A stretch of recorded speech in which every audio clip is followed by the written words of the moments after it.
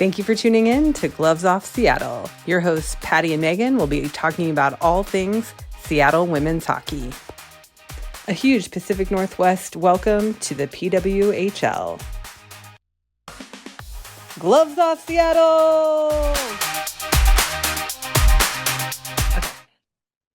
Well, hello, and welcome to another episode of Gloves Off Seattle. Gloves Off Seattle. I didn't do it right this time. We never do it right. No, we have to figure it out. We have to figure it out. Anyway, on today's episode, we have our lovely friend, Bryan. And thank you, Bryan, so much for joining us. We appreciate it. And we have a whole house full of people. So if you hear any background noise, that's what's going on. Our kiddos are here and they might be, you can hear them in the background, but that's okay because this is life. Bryan, really what we want to talk about today is we want to talk about draft. So we got our first 5 players, in the signing window. We were all very excited. The 5 that we got, I think, were stellar choices, and everybody can see kind of the direction it was going. So then we walk into Monday night and watching the expansion draft happen, and then obviously the coin flip, and Vancouver getting first choice, and then their first choice being Ashton Bell. Like, tell me, how did you feel about that? Like, what was your thought about that? Well, first of all, can I just talk about like how fun it was to be at the at the draft party? Yes, at the Rough and Tumble. Thank you to the Rough and Tumble. Rough and Tumble. So, Women's Pro Hockey Seattle, who always hosts great events. Yeah, I love Zoe. Yes, thank you, Zoe. no exception with this one. So we came in, and before the draft started, they asked people to like raise their hand, like who's here for the PWHL draft, and like everyone in the bar raised their hand up and started yelling. Like, this was a very well attended event with some very engaged, I guess, present fans, not future fans anymore. Right. And so when the kind of in the discussions beforehand, everyone was talking about Hannah Bilka for sure. Yeah. And so when Vancouver got the first pick, I got a text from a friend of mine who was like, "No, we got the first pick." We thought the same thing. Like, we thought the same thing. We're like, they're going to take Bilka. Rumblings all around. Yeah. Like, what's going to happen? Are they going to scoop us on Hannah? Right? But I remember Ava, 365 Hockey Girl, was sitting at us with the table, and she's like, "No, this is good. This is good." And she had done a bunch of mock drafts beforehand and really thought about this. And I was like, no, this is good. Like, this is going to work out. And it absolutely did. So it was interesting after the draft. Megan Turner said in her media availability that she was actually interested in Ashton Bell and trying to figure out a way of getting her to Seattle because she is that good a defender. But before the draft, right? Yeah. But looking at the way that the rosters had already broken down, it was I think it was pretty unlikely in the draft that she was going to go to Seattle. So having her picked first by Vancouver and leaving all that runway for picking Bilka was great. And then, of course, when Megan Turner announced that Seattle's first pick was Aneta Teralova. We were all like, what's going on? Who's Aneta Teralova? Right? Yeah. Yes. I makes me feel better, Bryan, that you felt that way too, because I'm like, oh gosh, like, who is this person? Like, I know you knew who Aneta Teralova was, and she actually was on some of kind of, I had done a little bit of like mock drafting on my own beforehand. She was on my list as a potential Seattle pick, but not first. Definitely not first. Yeah.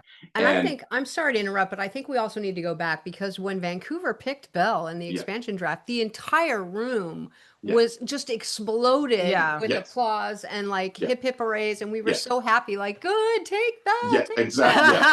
Like, everyone in that room was in the know about what was going on. It was a very savvy crowd, right? Yeah, agreed. Which bodes well. So they were excited because Bilka was still on the table. And then with Teralova, it was kind of like, what's going on? But I mean, everyone knew that we had another pick. I also think it was cool that Megan, I think on Jocks and Jills, like, Turner talked a little bit about picking Teralova, and like they were kind of prompting her, like, did you pick her first instead of Bilka to be more dramatic about it. And I think that was maybe part of it. But it also like sends a good message to Teralova, right? Who is the captain of Team Czechia, who is a European player in the PWHL, that she's really wanted here. Right. Yeah. And well, she's a more veteran player too. Like that's the thing. Yes, and the seniority as well. So I think like picking Teralova was like, yes, we can say like it's to kind of like crank up the drama, like, oh, are they actually going to take Bilka like everyone's expecting, but also as like a gesture of respect and and that, you know, you are really valued and we want you on your team enough to pick you first symbolically. And then of course picking Bilka, and everyone goes crazy again. Crazy.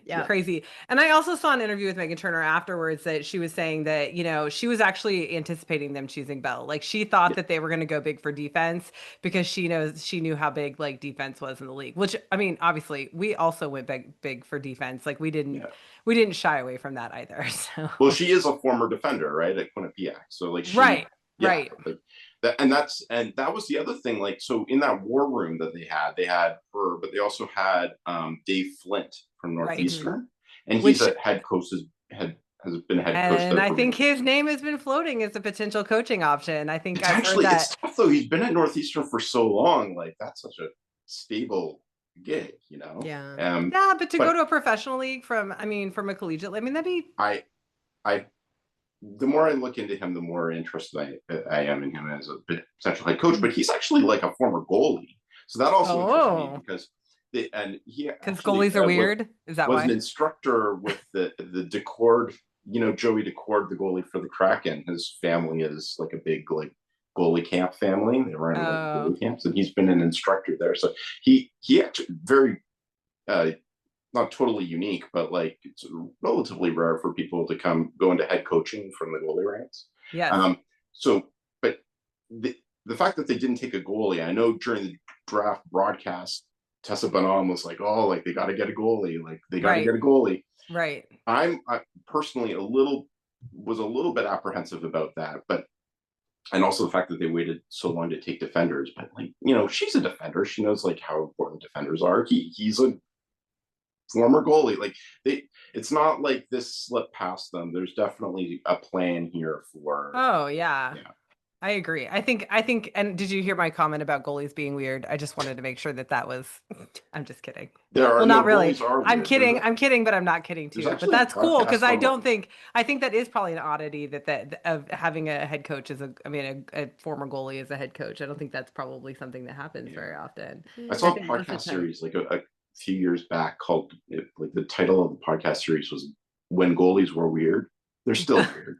But they were also. I don't think they ever get unweird. They have a great episode on Dominic Hasek and his oddity. But yes, goalies are fascinating, including Gwen Phillips, who like of Ottawa Charge, who posted a great Instagram. Did you see with her camper? Oh yes, currently traveling across the United States in her camper by herself with her dog. I know. Yes. Nope. I've seen it. I'm just like, oh yeah, like this is such a goalie move. Such a goalie move. Like, fantastic playoff MVP. Like first step. I'm getting a camper and that's right. Going on the road with my dog. Going on the road with the dog. That's right. Wonderful. I totally get it.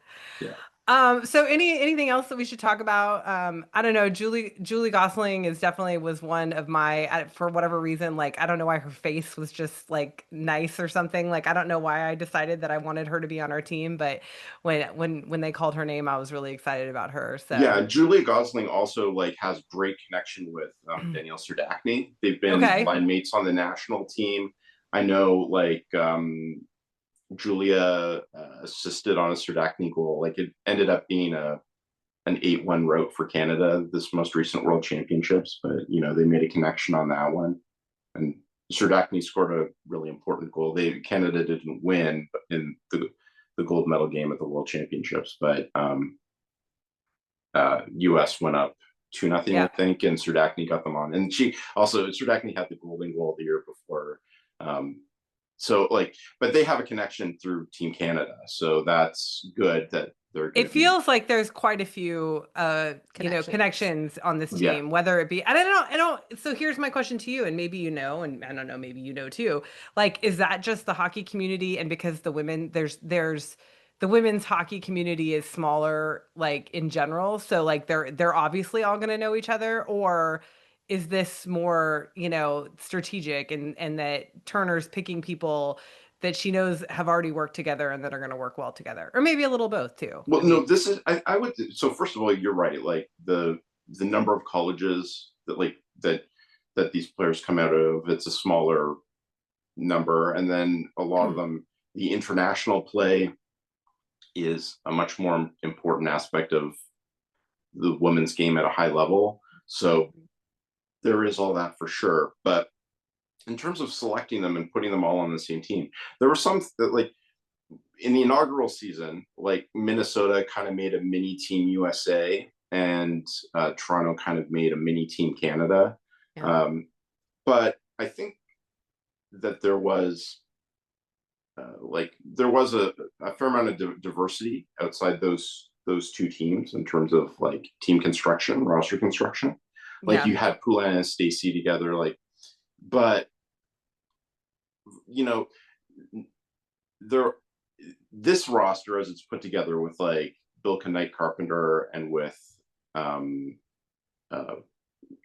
Gosling and Stradakny is definitely like, I think it's being an expansion team, you really want to try to have as much chemistry right off the jump as you can manage. So I do think that the Gosling selection, I mean, she's also just a great player, and like, it could be just coincidental, but like it does seem like she's trying to put together, at least with the forwards, some turnkey chemistry. Yeah. And hopefully proven chemistry. Oh yeah, proven chemistry. Yeah. I love it. I was just thinking something, because we were talking about, I don't remember what you and I were talking about, but you were talking about the fact that, the international level used to be the big stage for these women. Like that used to be it. Like they just, that's what they, they would play together. They would live for. But now now that we have a league, like it's a different scenario. It's a shifting scenario for sure. And it's like, just like, Knight saying that she's not going to play in another Olympics after this year, but that doesn't mean her hockey career is over. It just means she's shifting away from that Olympic mentality, right? Like, and that she's, going to focus more on the league. So I think that's an interesting aside. Well, any other surprises from the expansion draft that we want to talk about, or things? Well, the fact that Meagan Turner waited so long before picking defenders, right? Yeah. Like, other than Teralova, was interesting, and kind of like, okay, when are they gonna do this? But I think it was also like in the expansion signing window, like, she waited a little bit before signing her player. So she likes to kind of keep us fans on the edge of our seats a little bit. Well, and I also feel like she just has a cool head. Like, I feel like that's kind of the general thing that I feel from her. She just is like, I'm not in a hurry here, guys. Like, I've got the time and the wherewithal to like withstand the need to hurry up, because I felt like when Vancouver got like 3 or 4 signings in the first day, and we had none, we were like, what is going on? But also, I'm just kind of like, as a fan, I'd be like, if it all happened really quick too, I'd feel a little cheated at the end, right? Like, where's the drama? And then the other thing I think was so many left-handed defenders, right? Which is something that Turner pointed out in her media availability as well. They got a lot of lefties, so I think they've got 5 defenders, and they've got 4 lefties and 1 righty. And it's hard. I made a spreadsheet. Brian, are you proud of me? I made a spreadsheet. But it's hard sometimes to find left shooting defensemen, and it's important to have a left shooter and a right shooter, I think, on the same line, right? Yeah, in the pairing, it's very useful. Like they talk about like sticks on boards, right? So you have your lefty kind of on the left side. It can make board play a little bit easier. Sometimes there are advantages to playing on your offside, and there are some defenders that are more comfortable doing that than others. So we'll have I don't know all these players' histories of like playing on the offside of their pairing. Some of them might be quite comfortable doing it. Generally, though, that's not the case. The lefties tend to stay to the left, and the righties tend to stay on the right, just because board play is so important in hockey. And looking at my wife's spreadsheet, and I'm like, is Megan Turner left? Does she shoot left? Because we're heavy on the left, both sides. I don't know. I haven't looked up. Somebody's got to look that up. Somebody, Brian will let Brian will get back. Brian will get back to us in the comments. He'll let us know. Yeah. Well, so, but I think that there may be. So anyway, but it was cool that she pointed that out, because it wasn't even something that had really registered with me until she mentioned it. Right.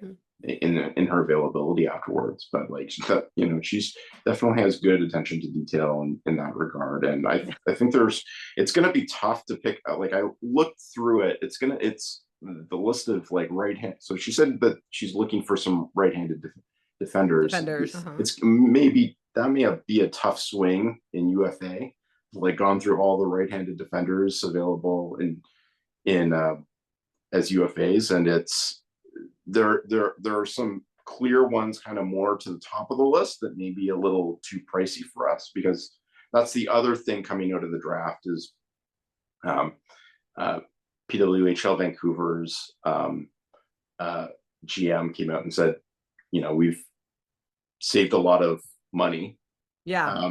They have money left to potentially sign some interesting players in UFA.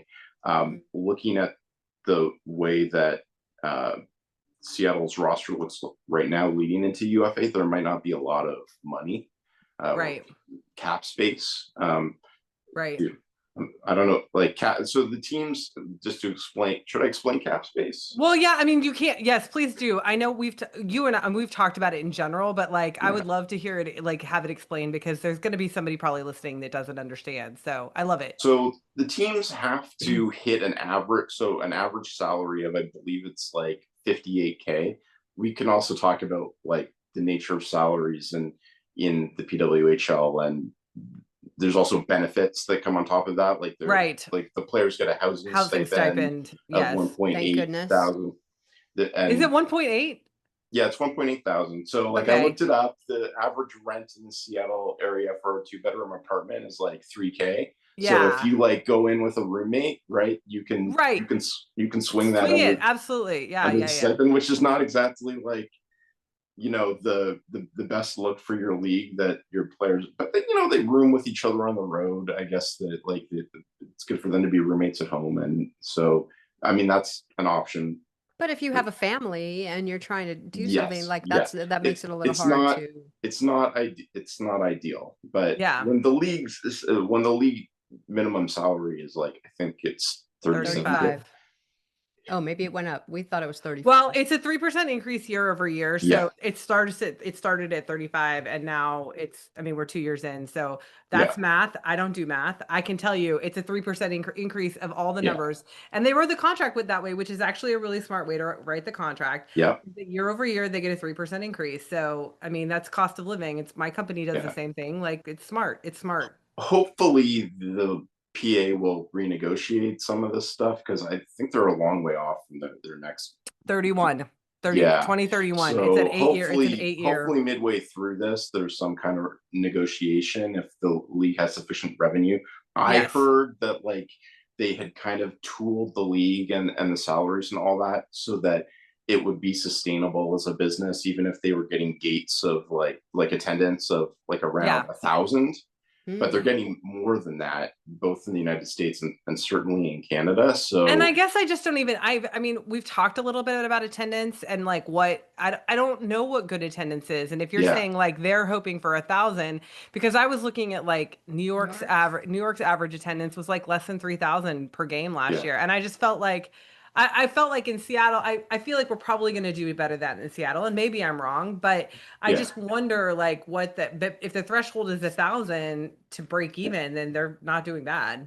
Well, I don't think it was 1,000 to break even. I think it was like 1,000 to start as like to maintain the viability of the league going forward. I know like Toronto, when they opened up, they started in Mattamy Athletic Center in Toronto, which I think only has a capacity of like 2,000, like a little bit more than that. So, I mean, they sold out every game, I think. So like, but like the financials of the league are their own story and fascinating in their own right. Hopefully people are interested in this digression, but like I think that they weren't hoping for 1,000. Like like it was like like that was worst case scenario. Right. They've exceeded that, but like anyway, the point is it would be very. I hope that they're able to get a renegotiation on this. Yes, and that also may be why Hillary Knight only signed for a year. She may, 100%. That's why she only signed for a year. Heck she's playing 13-dimensional chess. Like she's forced absolutely. Like she may have only signed a 1. She may be planning on staying here in Seattle a lot longer than that. She may be planning on leaving, but I wouldn't take. Well, here's the deal. A 1-year contract is any indication as to her being like eager to leave in a year or whatever. No. No, I think 100% what that is about is I'm going to sign a 1-year contract because we're going to see how this year goes, and then you're going to pay me. Yeah. Because I think that's legit. I mean, if again, Carpenter's the same way. She only signed a 1-year contract. Yeah. Neither of them are going to have a problem getting a job in this league, one way or the other. Even if it's not with Seattle, and obviously that'd be really sad. But like even if it's not with Seattle, they're both going to be playing in this league because that's the caliber of player they are. So why would you sign more than a 1-year? And I think also it is a move of valor, because I guarantee you they probably signed for less than they probably could have asked for because they wanted to help get this team off the ground. And so I just think I don't think anybody should take any indication of the fact that they're not going to be around for a long time just because they're signing 1-year contracts. They're just trying to make good financial moves for themselves, and like more power to them. As they should. And also like what is having, PWHL champion worth on Hillary Knight's resume, her CV, compared to like, a $10,000 or $20,000 raise in 1 year, right? Oh yeah, 100%. Well, and especially you're talking about her, which she's got, endorsements and like endorsements and future media coverage. That she's very good. Like the world is her oyster. Exactly. And it's, and deservedly so. She does, like I think it's great. And I think that it feels like these women are making great moves. My concern is for this upcoming, for the upcoming free agency and just like what this is going to look like. Well, for Seattle specifically, or for the league as a whole?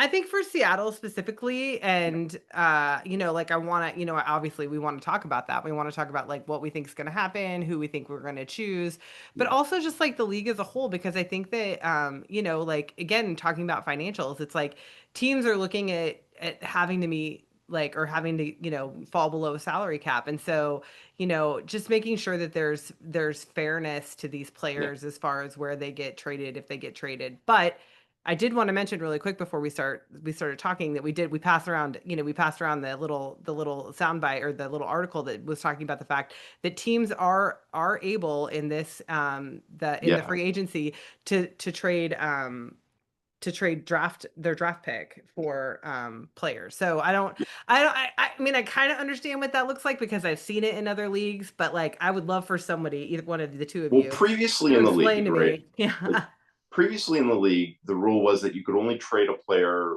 for another player, and then we got to the second draft, and then they had a rule that was you could trade draft picks for draft picks. Okay. Wait. Like Why would you do that? Why would you trade a draft pick for a draft pick? Yeah. Because you would be trading your higher draft pick for multiple lower draft picks. And it actually happened. I was thinking that was a 1-for-1. I thought I was thinking like a 1-to-1. And I'm like, why would you do that? Yeah, okay. Boston and maybe New York. I forget the other team, but like, but yeah, it happened. There was a trade like that. You would trade higher draft picks in greater number for a lower draft pick. It's just something that happens in other leagues with varying degrees of frequency. But is it also helpful when you're talking about salary cap? Like, is that another way to like? Yes, it can be, because maneuver like, without actually spending money. Yeah. So like, for example, like Toronto with Kristen Campbell, right? They have this over 80K goaltender who's in a very interesting situation because she had a poor year certainly by her standards and actually by league standards last season. But she was also the goaltender of the year award winner the previous year. But it looks like, well, Toronto is trying to move on from her. So in order to get someone to take on her more expensive contract in this salary cap league, a little more. that she's underperforming her contract, or at least underperforming her share of cap space is maybe a fairer way to put it.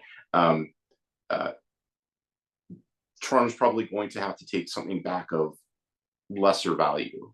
And one way of doing that would be to, for a team with a lot of cap space, to trade a draft pick or multiple draft picks for Campbell.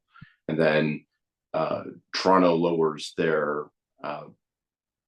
increases their salary cap room and is able to go out and sign some big name UFAs and be really good next year. And the other team is able to get some draft picks and secure some future promise. And the interesting thing with this Bryan, I'm sorry, because that's in the NHL, they're trading picks for players all the time, and multiple players and multiple picks and all this stuff. So they weren't able to do that before this coming up, like UFA? And I'm not sure it will happen a lot going forward because of the nature of the entry level contracts in this league. So like in the NHL, when you draft a player, you get their rights effectively for 5 years. Like you get them for 3 years on an entry level contract, and you got to like negotiate with them as a restricted free agent, but you get like a bunch of time with this player. The players are younger when they come into the league, so that's relevant too. But like the maximum you have the rights to a player you draft in the PWHL is 3 years. So if you get a player, you've got 3 years, and then they're an unrestricted free agent. They can go anywhere. So in like the NHL, you have them for like 5 years. You've got that much runway to build a team that they're going to want to like re-sign with long term, right? So you have a little while to turn things around. In the PWHL, the runway is very short. I'm going to plug us in really quick, Bryan, but just keep talking. Battery, you can you kind of, so like Sarah Fillier is a good example. She's like a restricted free agent right now. She's very smart move on her part to only sign with New York for 1 year, when she could have signed there for 3. Actually, what am I saying about 3 years? Like the rookies can sign there for 3 years, but they only have the signing rights, I believe, for 2. So Sarah Fillier signed for 1 year as a rookie, and now they need to renegotiate with her. Like she can't go anywhere else. She could like sit out the season maybe. And that's so weird. That's such a weird situation for them to only sign 1 year but have her rights for 3. Well, the thinking with Fillier was she's such an elite player. You know, she was the first overall pick and had tons of experience on the Canadian national team, like about as sure bet as a player is going to be coming into the league. And from her perspective, right, like she doesn't have a lot of negotiating power because she can only sign with New York, but you know, she wants to be paid like an elite player on the international stage. She is one, right? So you know, she signs for 1 year, and now she's in an interesting situation where, like, with all this expansion, like all these players are going to all these other teams. Effectively, there's all this cap space opened up everywhere, and now she can negotiate with New York for more money and maybe a longer term deal, right? At a higher pay scale. So like they have all the bargaining power because they could just say no, right? But she can also sit out for a year, you know, like that's the thing. That's always the threat. I mean, it is an Olympic year for her. Like it's not like she wouldn't be busy. Right. So she does have some leverage of her own. But yeah, like you know, New York, if she wants to play in the PWHL, then she's got to do it with New York, or they've got to, you know, trade her rights. So that's an interesting situation. We took Alex Carpenter off their hands, and so that freed up a bunch of cap space for them. So like they should be able to get something done with her if she wants to be there long term. But then it's a question in New York, like they've had a very awkward birth into the league compared to some of the other teams. They've played in multiple arenas. What is up with that? Is it? It looks like they're pretty well settled now at Prudential Center in New Jersey, but okay. But before the inaugural season, they were playing in Bridgeport, Connecticut. They were playing at like Barclays Center. Like they players have talked about how difficult it was. They didn't even really have their own locker room, effectively, right? Like they didn't have a home, right? Yeah. It makes it.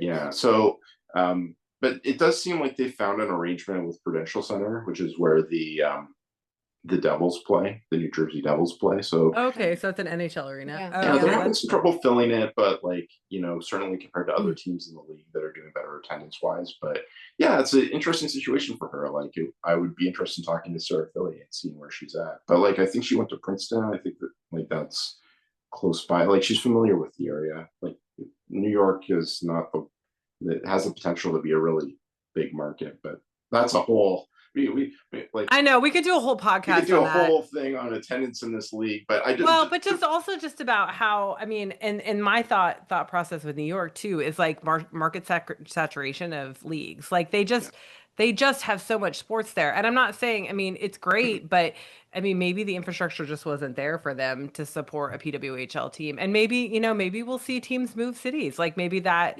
We keep talking about expansion. Maybe they'll decide that teams need to move cities and that there's a better option for them than New York. So yeah, they could they played their takeover tour game in Detroit, and had a bunch of Michigan players couple of Michigan players on their team, and were very warmly received there. I'm not saying I don't want the Sirens to leave New York. They're prior to Seattle. My favorite team in the league to follow. And if I was a Sirens fan I'm still a Sirens fan, but more so than a Seattle fan, I would probably be distraught about breaking up Sarah Fillier and Alex Carpenter. What a duo. Yeah. One of my favorite things about the league last year, and personally as I'm a Canadian, I'm my wife is American and I live in the United States. And so I love this duo, this Sarah Fillier, Alex Carpenter, this US Canada, joining together to be the most. It's the love story. It's the love story. I love it. It's to be the most lethal duo in the PWHL. I'm going to miss Carpenter Fillier. But I'll take Alex Carpenter on PWHL Seattle for sure. Yeah, absolutely. Sorry, Sirens fans. I get it. That was love you, but that was pretty special. So. It was pretty special. Agreed. Yeah. Even talk about when I got my fifth graders. I volunteer. That's right. The fifth graders. We're gonna have to do it. There is too much. We're gonna have to do this again. 100%. Thank you, Bryan. You're welcome. We really appreciate you. We really do. Okay, guys. I appreciate your podcast. And you as well. That's our episode. Bye-bye. And that's the show. Tune in next time for another episode of Gloves Off Seattle.